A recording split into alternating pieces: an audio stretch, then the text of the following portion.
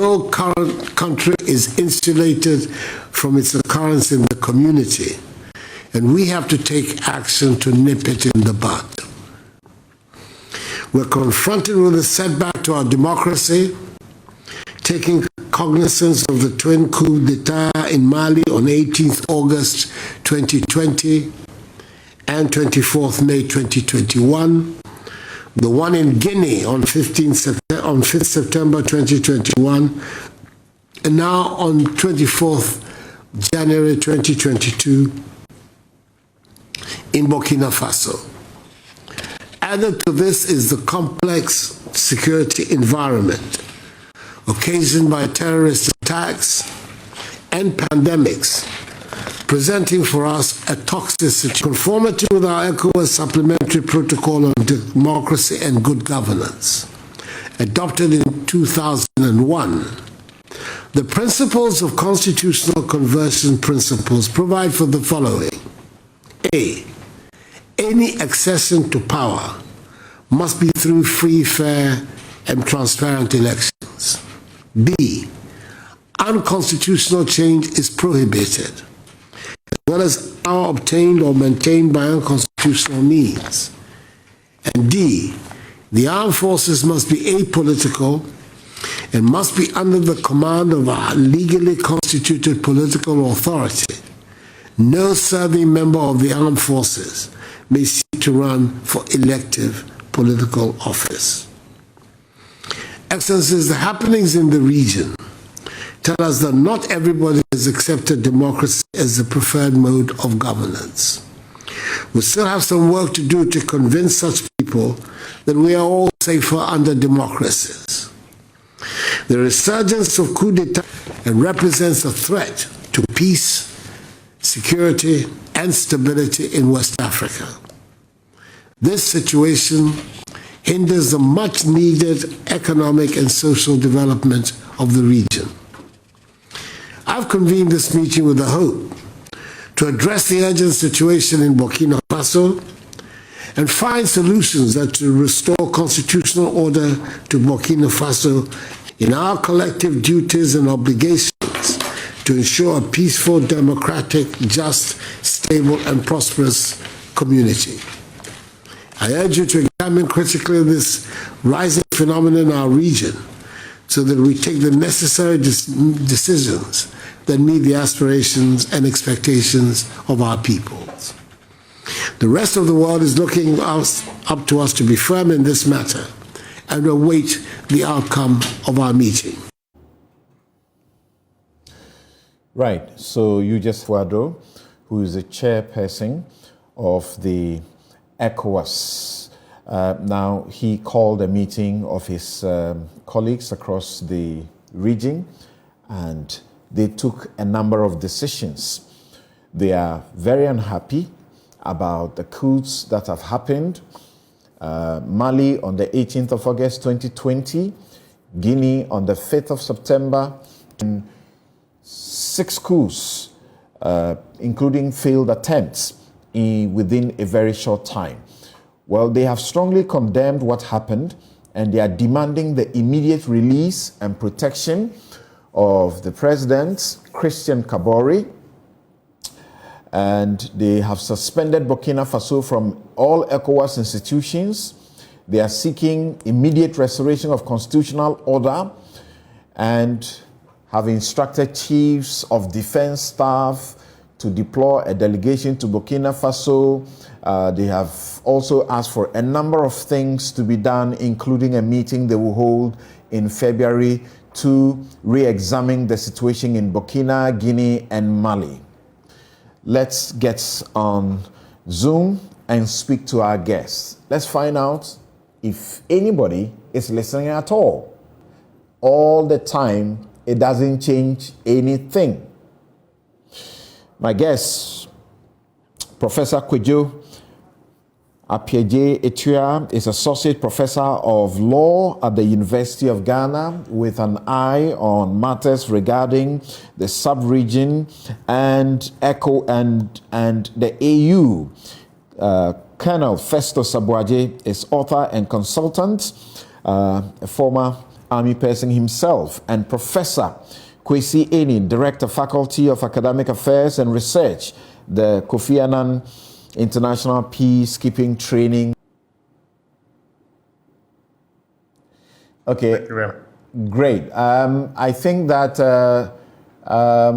Colonel will have to unmute, and then Professor Echietu will have to unmute, because I didn't hear you. I didn't say. Great. I can hear you both now. And we want to specially thank all of you so much for dedicating your time to research and studying to assist our viewers and the whole nation and the millions of people who listen to us across the globe all the time, particularly for last year. Thank you so very much. Now, let's start members that the president convened yesterday. Is anybody listening to them, you think? Well, that's a good question. I think that, as you rightly said, there has been a particular format that they just pull out from the cabinet and then read it anytime there is a coup d'etat. And that is to say, we condemn the coup d'etat and there should be a return to constitutional rule. But the point is that process and that approach has not worked. And so I don't know why they keep coup d'etat, including unsuccessful ones.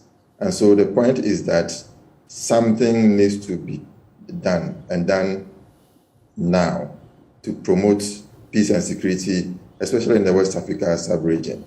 When the president spoke, he talked about unconstitutional means of attaining power. But that approach needs to be re-examined in two ways. One is that there can be situations where unconstitutional changes in government or undemocratic means, democratic governance in the countries. When the democratic governance process is not in place, it is what triggers the coup d'etat that we are talking about. And so I'm not sure if we should continue to listen to ECOWAS and don't see any progress on the ground. That is a big problem that we have to face. In one of the reports I've been reading, as in news reports I've been reading, there's a particular paragraph. It says that January 24 this week, reached the Africa Cup of Nations quarterfinals in Cameroon. The 64-year-old Kabore was deposed by mutinous soldiers. Like the soccer match, the coup was welcomed on the streets of Ouagadougou, the capital city. We have seen. So this is what is happening. What must be accounting for this? It's becoming attractive to go back to the era of coup d'etats. Yes, that is the case. I remember writing my PhD dissertation in the late 90s and making the point that the democratic arrangement that was being foisted on African countries by the West is fraught with danger, and we are going to face challenges returning to democratic rule in Africa. And that is what is panning out now, because when you are talking about the democracy, one is led by social forces, the other is controlled by governments. The social forces one, remember successfully how it took place in Benin, for example, where the government was stripped of its powers, the ruling party was dissolved, a transitional arrangement was set up, including all the necessary social, civil society activists, and the new constitution was drawn, elections were held, sponsored ones that took place, our own case in Ghana and other countries. And that didn't lay the proper framework for democracy to thrive.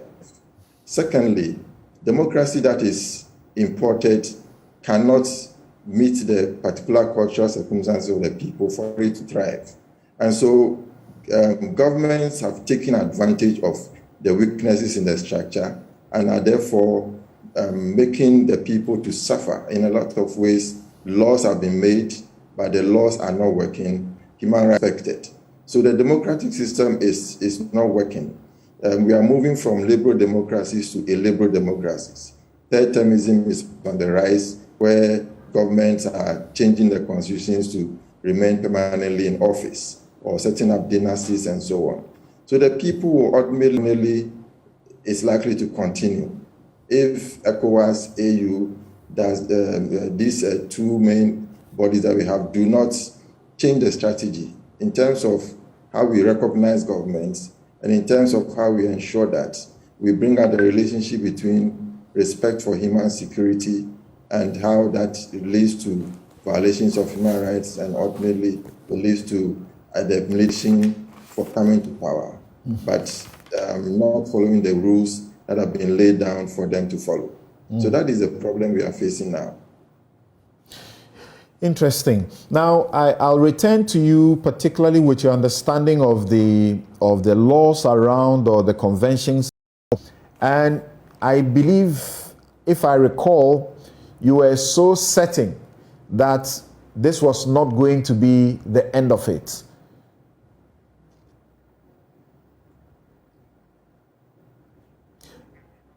Presenting, please unmute your mic. Again? Between now and June 2023, we will see similar things happen. Probably two more. If we don't stem the tide between now and 2023, and we get two more, the pack of cards will begin to fall. This is because the toxicity challenge that all countries in the Sahel and West Africa are facing, and other African countries. But for the sake of the conversation, let me focus on the Sahel and West Africa. He mentioned pandemics and violent extremism. The pandemics we couldn't have predicted in 2009. But compounding that is the excessive corruption, is the youth bulge, the inability to create jobs, the educational systems that do not respond to nor train people to meet or work in a digital age are present everywhere else. But something just for the sake of the argument and for history, in December 1980 in Ghana, the government then refused the Black Stars to go to Libya to play the African Cup of Nations. New PNDC regime then said the Black Stars could go. So there's a way in which history repeats itself. But we are all very fantastic history teachers, but we are very poor history students. Okay, so what has happened in Guinea, Mali, and you did random sampling, and 9 out of 10 said they are not surprised. The real question becomes, what is the quality of intelligence and risk assessment analysis that is presented to our leaders to be able to take preventive action?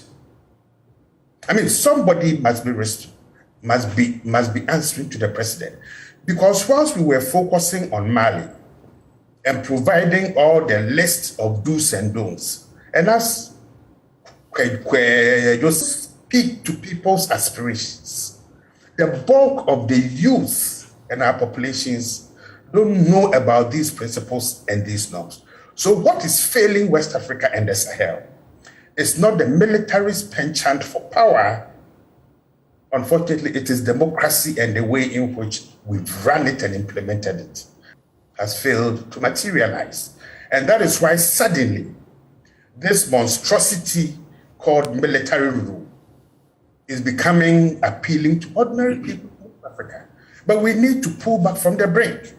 And pulling back from that brink, as Kudo says, is that does not allow the opposition to have access to the media, manipulate their armed forces or uniformed forces to play particular roles that is inimical to democratic growth. So I think we need to expand that physiology and to ensure that things are done differently. Finally, is that coups are taking place now within a changed and a changing geopolitical framework. France has exploited its former territories so disastrously that people just don't want France.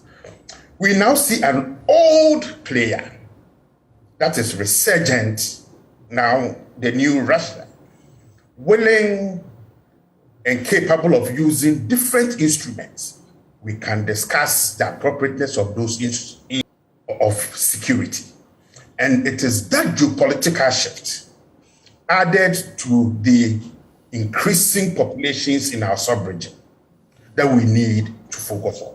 They are the two new variables that make all right. Colonel Festus Abuaji, reading for this program, talk about insecurity that is rampant, poor governance, and central frustrations of the youth, unemployment. The ECOWAS leaders and the AU leaders stepping in to disturb the democratic order. And so they continue to denounce that. Is that the approach? Is that the solution?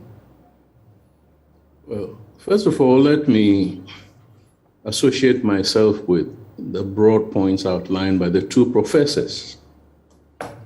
There is a certain degree of disconnect between the ruling class or political class and the realities within the socio-economic security dynamics. But permit me to take two of the items mentioned by the president. The question of the military being apolitical and the so-called zero tolerance for unconstitutional changes, i.e., when power is transferred in any way other than, a coup. And I was asking myself, you see, we all know that African militaries, including ours, have been politicized in terms of how we recruit both officers and men, also in terms of how we promote and whom we appoint to positions of stay out of politics. You don't tinker with the professional processes that should be managed by CDSs in the management of these armed forces. Now, this has resonance. The points I've made have resonance with Burkina Faso. It is reported, and I have no doubt, that a massacre at Inata, an outpost in the northern part of Burkina Faso, for weeks, if not months, this outpost had been complaining about lack of combat supplies, food, water, ammunition, weapons, and nobody paid any attention to that. To the extent that these troops had to leave their camps and go and forage for goats and pigs and whatever it is. So they were massacred when the jihadists attacked.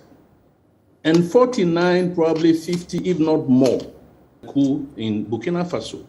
Why so? Because including this colonel, Lieutenant Colonel, who is now the leader of the MPRS or whatever it is, who went to the head of state, and I'm told they come from the same village, about 100 kilometers from Ouagadougou, to tell him that, look, we need to bring in the Agubna group. The president turned it down.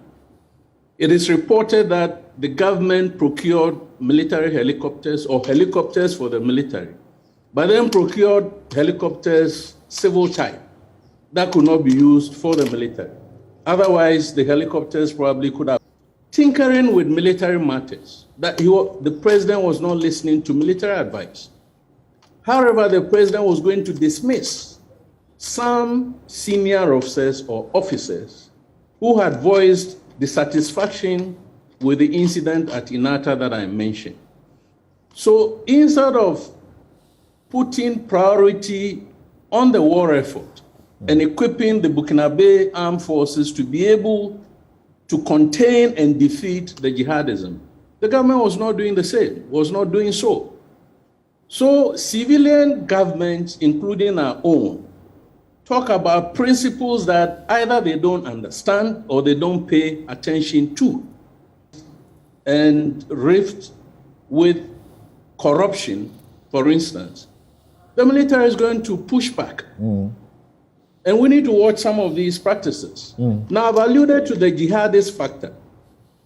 It was 2011 when the conditions were created in Libya for the jihadism that we are seeing today to start evolving. Now, let's ask ourselves, what have our civilian governments in authority done? They have, and we are sitting down closer to the Atlantic. And what are we doing? We say we are securing our borders, when indeed the threat could echo off our own borders. We are not offering any assistance, despite the so-called talk about the African Standby Force, ECOWAS Standby Force, that we have used.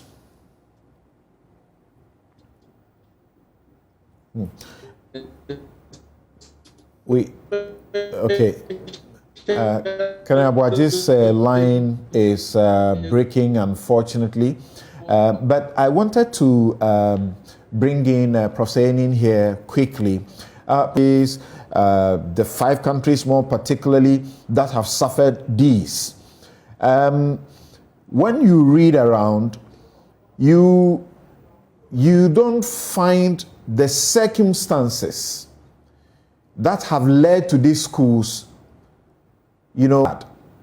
For example, in Mali, by the time they have succeeded, there were about 9 different attempts within 1 year or so. Then when you go to Burkina Faso, there are the reasons that go on there. Some analysts clearly single out countries like Nigeria, Ghana, that irrespective of the fact that you have youth frustration and unemployment bulging, Nigeria worse off, yet we shouldn't think of. Well, Samson, it's always a difficulty in risk assessment in identifying when the tipping point is reached.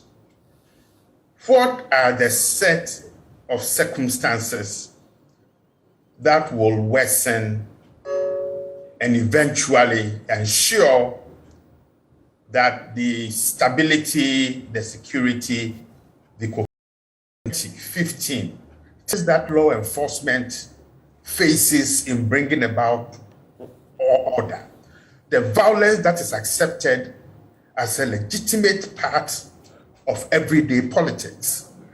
So something we are looking at so many things that individually can threaten states, but usually will combine in different ways to escalate the frustration, the sense of exclusion, and the anger. Caters, deep corruption and manipulation of parliamentary election results. In Guinea, we could say that this was a reaction to Alpha Conde's attempt to change the constitution for a 3rd time. That was clear.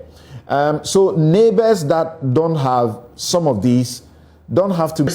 What do you call it? I don't normally in my work like the word spillover because it is not that mechanistic. But there is a learning part that if it can be done in Zone A, an influence of politically motivated violence that we see across the southern region. Okay. I mean, now Guinea has happened, Mali, Burkina Faso, northeastern Nigeria is a problem. Chad. Sudan. Let me come back to something that Kojo said in 30 seconds about the dusting of, when the Chadian case happened. Samson, I think you and I spoke about this. Mr. Debi's son promised us elections. And I think we're arguing that this is just talk. Okay, and now the processes of democratization a little bit. There is consistent failure of our multilateral institutions. First, to apply the rules that we have voluntarily signed on to in a consistent manner. And it is that inconsistency that we shit around it.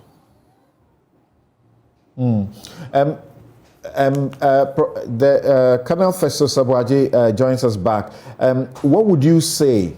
And I need us to be quick about this. Now, many analysts and the reports say that neighbors to coup countries and ECOWAS ought to be on higher alert. Higher alert.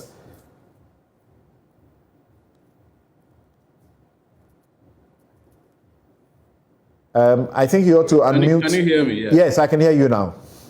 I think to a large extent, I would agree with that proposition. First of all, what is going on is a contagion. Forget that the UN Secretary General called it an epidemic. And a contagion can spread in all manner of ways, especially if the conditions are right.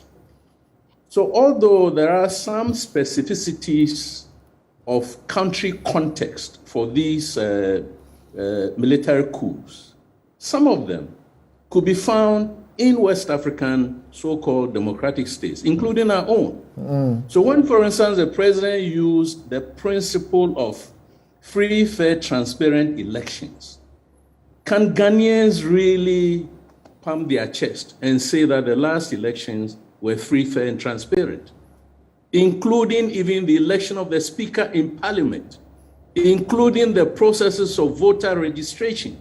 Can we really say that the elections were free, fair, transparent? Have we consummated the outcomes of the elections? Why do we still have a pocket of citizens in this country who are disenfranchised, who don't have any representation?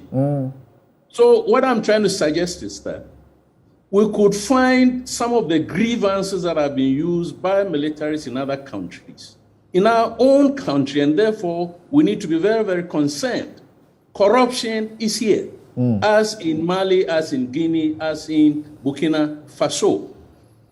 Political influence on the military or security services in those countries are also present in our own country. But civil military relations, for instance, about dismissing officers and so on, about promotions and appointments that you cannot explain, that leaves other officers competent behind, creating frustrations, are also here. So to that extent, all of us need to be worried.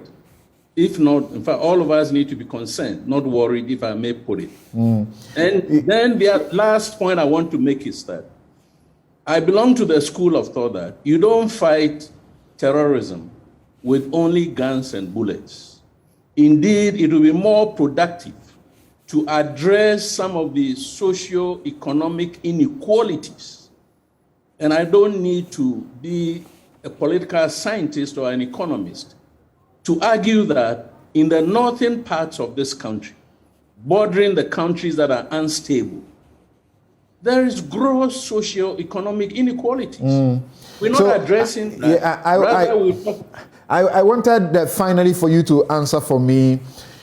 Despite all that you talk about, yes, SAL may represent, the height of constitutional violation of the rights of, the people there.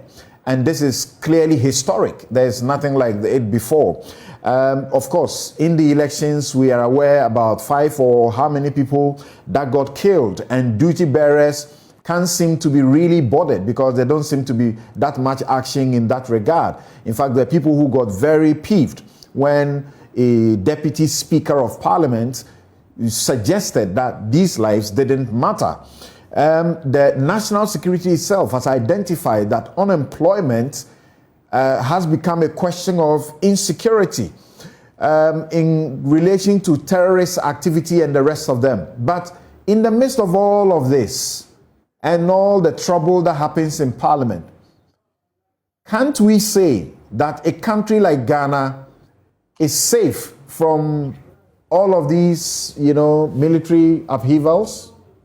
We can't say that, Samson. Why not? Why not? Because our democratic system is entrenched, is it not? It is not entrenched. In fact, I would argue that it is a veneer. And as Professor Kwesianin suggested, you see, if you single out the causative factors, you may say that Ghana may not experience some of these upheavals. We may wake up tomorrow and Ouagadougou would have fallen to the jihadists. The jihadists will be closer to our borders. Even the current military coup could evolve into some kind of civil war, where another part of the military rises against the establishment.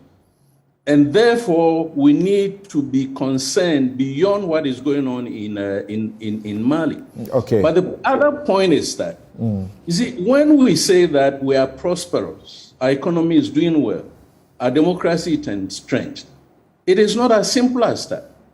But in military studies, we are taught to pay attention to detail. Now, if people in this country cannot be paid, and you've just mentioned the case of the the lecturers. If there is unemployment, as huge as Professor Kwesi has suggested, the youth bulge and the youth unemployment, why on earth do we have a political class that shuttles around the world in chartered planes? For instance, why do we even want to begin to talk about buying a new presidential plane?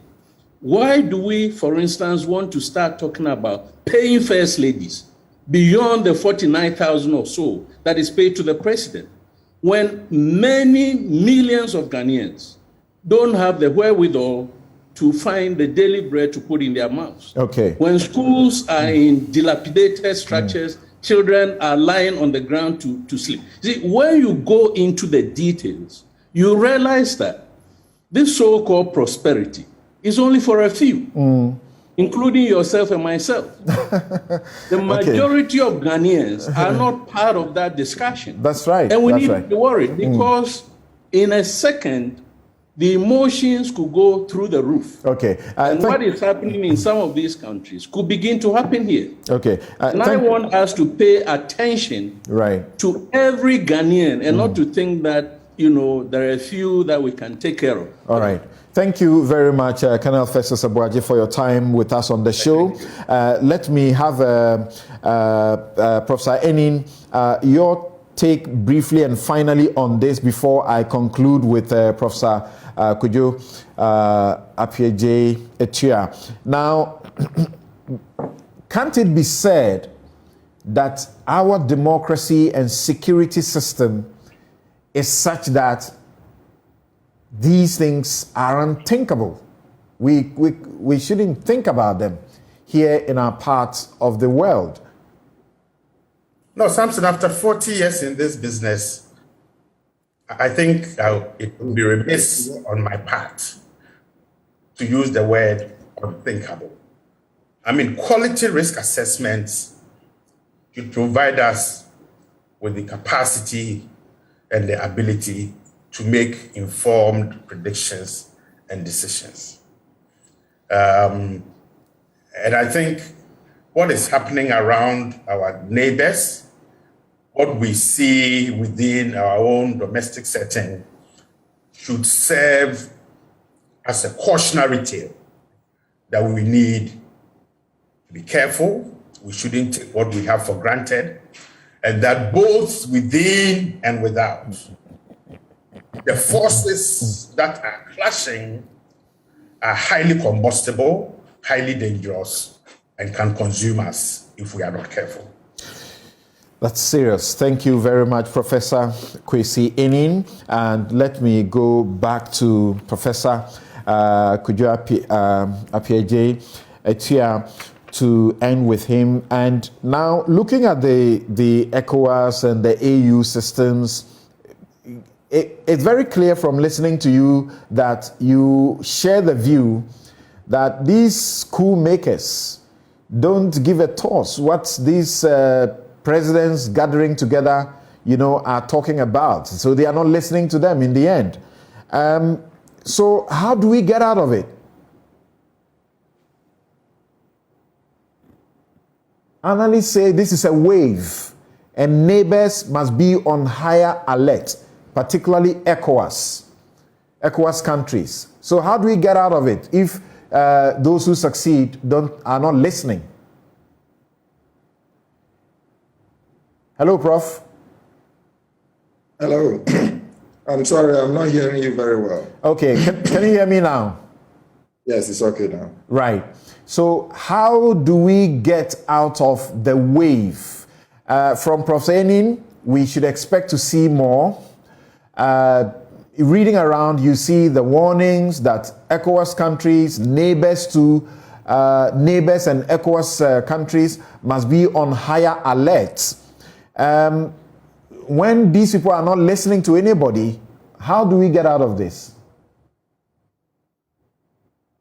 Well, I think the question comes down to the kind of constitutional arrangements, democratic arrangements we have in place. And so the idea is that we should make governance a workable concept that people would associate with and be able to be part of it. As it stands now, it is something that is not being enjoyed by everybody. Participation is low, and to be able to ensure that people get involved in governance, it has to be taken to the grassroots. Human security is where you look at whether in my local community, whether it is a district assembly or municipal assembly, I'm able to take part in governance. Issues around access to jobs, access to the Galamsey issue we're talking about. People are able to take part in discussing issues. Tuaregs were dealing with the problem of the government. The jihadists took advantage of that. They did that in Mozambique. We have the situation in Burkina and Boku, which is close to the border, as the Colonel is saying. They are all situations which can explode. And so we shouldn't think that we are safe, because there's a lot of discussions around the problems we are facing, but the government will always come and try and think that that is not the case. And so we should just keep quiet and go about our business. But that cannot be the case. And so when we are not careful, then there can be that challenge and problem that we face. Going forward, what should be expected is that government should listen to the people, and governance should go to the doorsteps of the people, because we are not safe. As it is now, it's very volatile, and nobody can predict what will come next. Reading some of the AU instruments and so on, I find that there is one thing that runs through them. They insist on rule of law, and the absence of which things will not work for Africa. In our very first show here on Newsfile, Dr. Benjamin Kumbo gave us a statement, and he highlighted a portion of the Constitution, that is Article 36, Article 36, Clause 2, particularly Clause 2E. And I read it again and ask you this question about it. It says that the state shall, in particular, take all necessary steps to establish a sound and healthy economy, whose underlying principles shall include E, the recognition that the most secure democracy is the one that assures the basic necessities of life, for its people as a fundamental duty. Professor Kofi Koshiga will say that this is the new basis of the rule of law in the world. Is this not the only solution that is required to stop these disturbances? Economic security.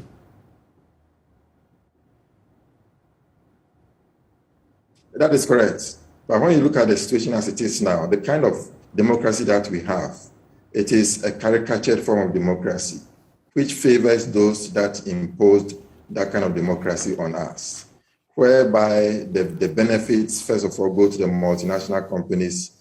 We give them grotesque tax reliefs, and they come and exploit their resources. They come and make sure that when they are operating the country, the rules don't apply, environmental rules and so on don't apply to them.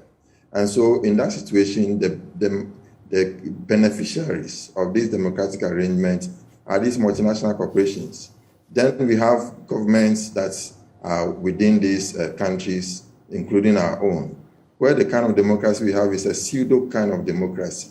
So the beneficiaries also, they are able to benefit from the other resources that are left behind. Then you come to talk about the middle class, as Colonel is saying, that there are some people who are benefiting from that, including you and I in that respect. And people in that category don't talk about economic and social issues, because there you're talking about redistribution of resources. So the focus by the middle class, even when they have to agitate for something, is in the context of political rights and civil rights issues. So at the end of the day, the majority who are at the bottom do not benefit from the economic developments and economic circumstances of the people. And this is where the problem is. This is the people that people who want to agitate or foment trouble tap into and are able to capture their allegiance, and they can then foment trouble. Look at what happened in Nima not long ago. In some communities, people take up arms, land guardism and so on. They are all examples of what could happen when people are disenfranchised and people are not given the opportunity to work. Now, AU is saying that there can be unconstitutional changes. The unconstitutional changes government should be condemned and not be allowed to reign. But where people are so much disenfranchised and there is no opportunity for them to change government, which other way do they go? It is the military that they go to help them.